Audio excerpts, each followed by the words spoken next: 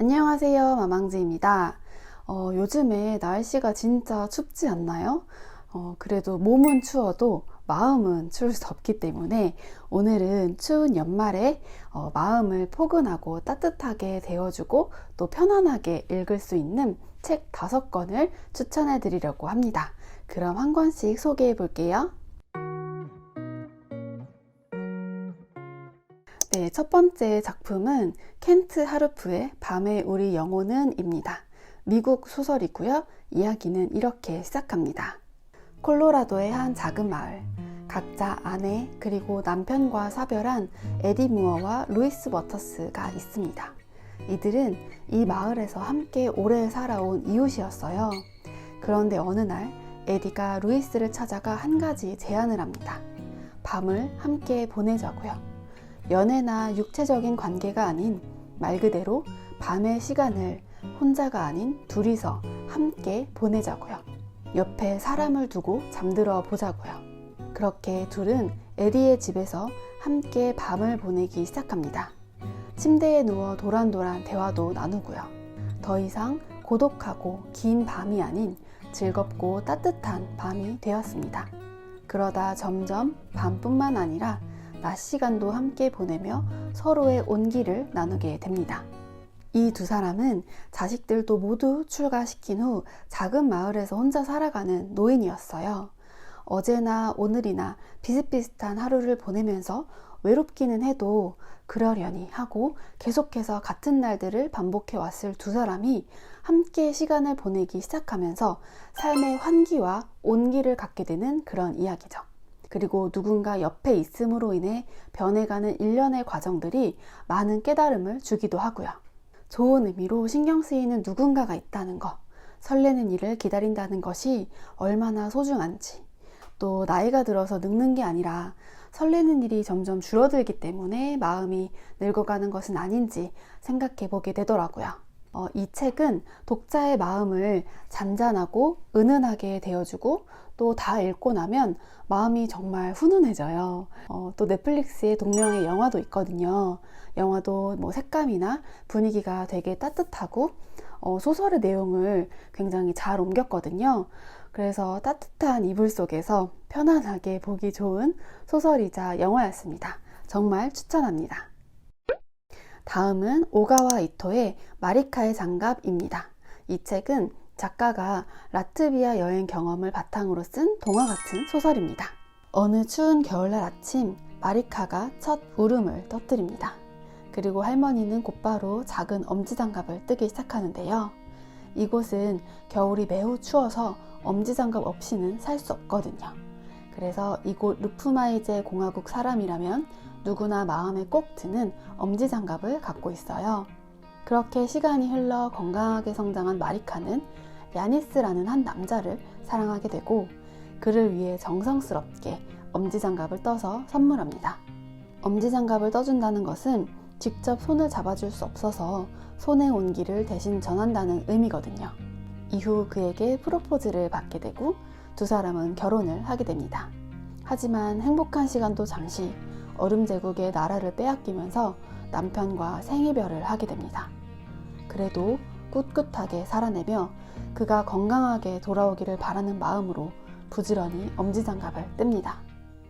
이 책은 소박한 일생이지만 단단하고 꿋꿋하게 살아가는 마리카의 삶을 동화 같은 문체로 전하고 있어서 되게 따뜻한 느낌을 주고 또 사파도 많아서 정말 동화책 같아요.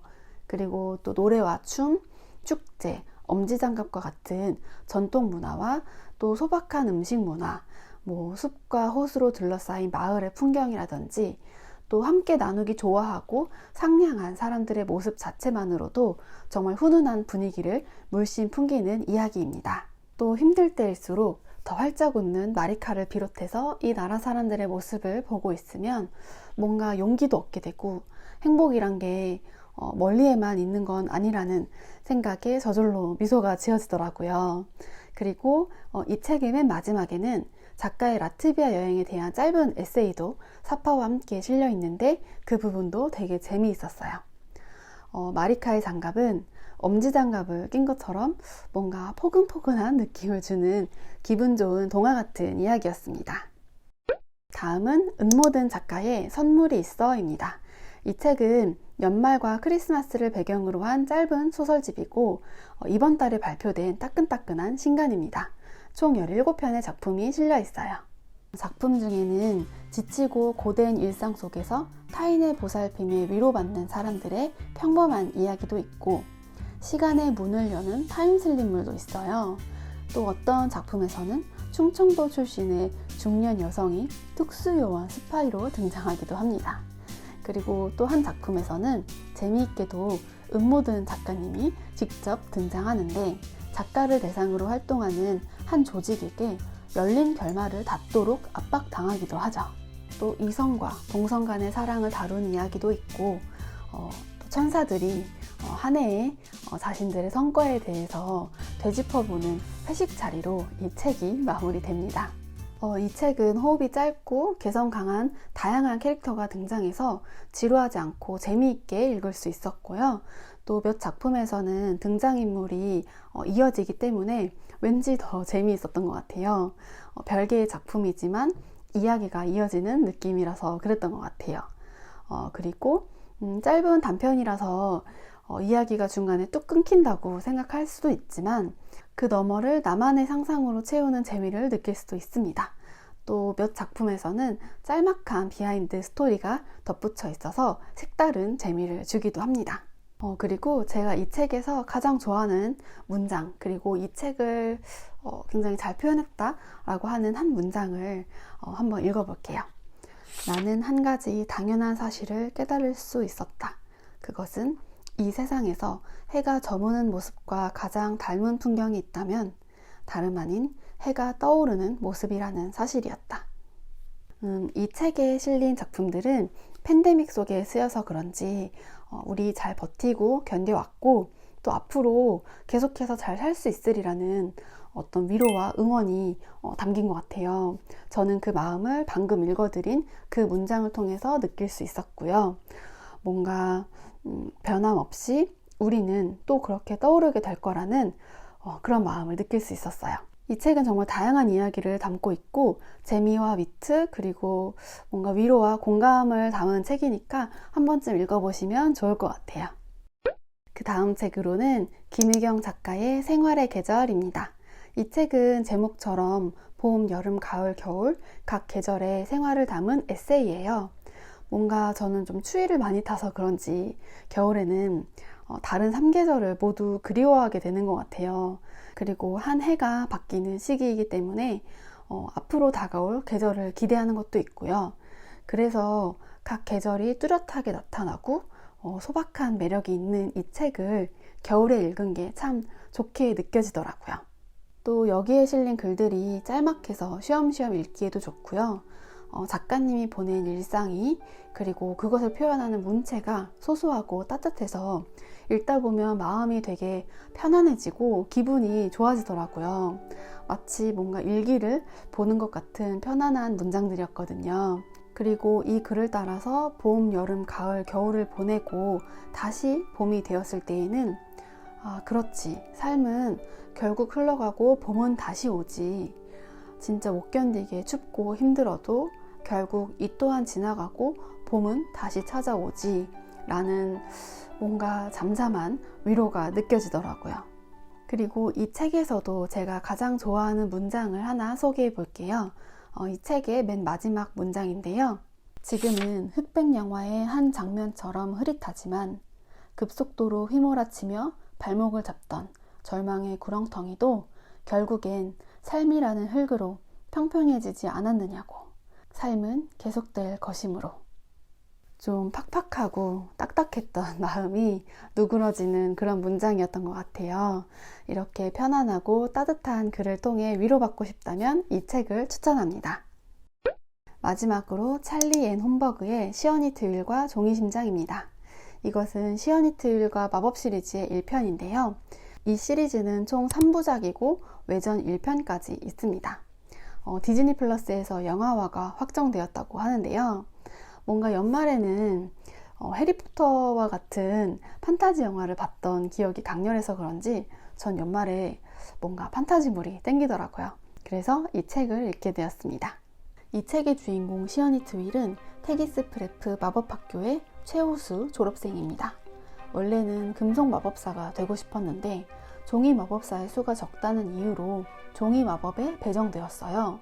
마법 중에서도 제일 약한 종이 마법이 마음에 들지 않았지만 균형을 위해서 어쩔 수 없이 운명을 받아들이게 됩니다. 다행히도 시어니는 예리한 시각과 빠른 손놀림, 뛰어난 기억력까지 갖춘 인재였죠. 그렇게 종이 마법 견습생이 되어서 스승인 에머리 세인을 만나게 됩니다. 그런데 어느 날 금지된 신체 마법을 부리는 리라가 스승인 에머리의 심장을 가져가 버렸고 시어니는 덜덜 떨리는 손으로 종이 심장을 만들어 스승의 가슴에 넣었습니다. 불완전한 종이 심장이 멈추기 전에 스승의 심장을 반드시 찾아와야 합니다. 이 소설의 마법 세계에는 두 가지 법칙이 있어요. 먼저 인간이 만든 물질, 즉 금속, 불, 종이, 유리, 고무, 플라스틱, 신체까지 이것과 결합을 해야 마법을 부릴 수가 있고 또 하나는 평생 동안 한 물질하고만 결합할 수 있다는 것입니다. 그 중에서도 종이 마법사들은 종이를 접어서 그것에 생기를 불어넣습니다. 동물이나 식물부터 무기까지 만들어낼 수 있는데요. 가장 약한 종이를 이용해서 상상 이상으로 펼쳐지는 마법을 보는 재미가 있는 책이고요. 또 마음에 들지 않은 채 종이 마법사가 된 시어니가 어떤 갈등과 시련, 강력한 빌런에 맞서면서 당당하게 종이 마법사가 되어가는 성장 스토리도 있습니다. 판타지와 성장, 그리고 로맨스 요소까지 있거든요. 이렇게 각 요소가 밸런스 좋게 잘 버무려져 있기 때문에 다양한 재미를 느끼면서 읽을 수 있었습니다. 이게 뭔가 처음에는 약간 유치하지 않을까라는 걱정이 있었는데 생각보다 되게 재미있고 뭔가 연말의 판타지 감성을 가득가득 채울 수 있었어요. 저는 일단 1편을 모두 읽고 2편까지 바로 이어서 재미있게 보는 중입니다. 뭔가 재미있는 마법세계 이야기를 원하신다면 이 책을 추천할게요. 이렇게 5권의 연말 추천책을 소개해 봤습니다. 뭔가 연말은 한 해를 돌아보고 또 새해를 준비하면서 바쁘기도 하고 참 여러 가지 감정을 느끼는 시즌이라서 오히려 독서는 편안한 걸 찾게 되는 것 같아요. 이번에 소개한 5편 모두 편안한 마음으로 읽을 수 있으니까 따뜻한 곳에서 포근하게 독서를 즐기시기 바랄게요. 그럼 우린 다음 영상에서 또 만나고요. 미리 새해 복 많이 받으세요. 안녕.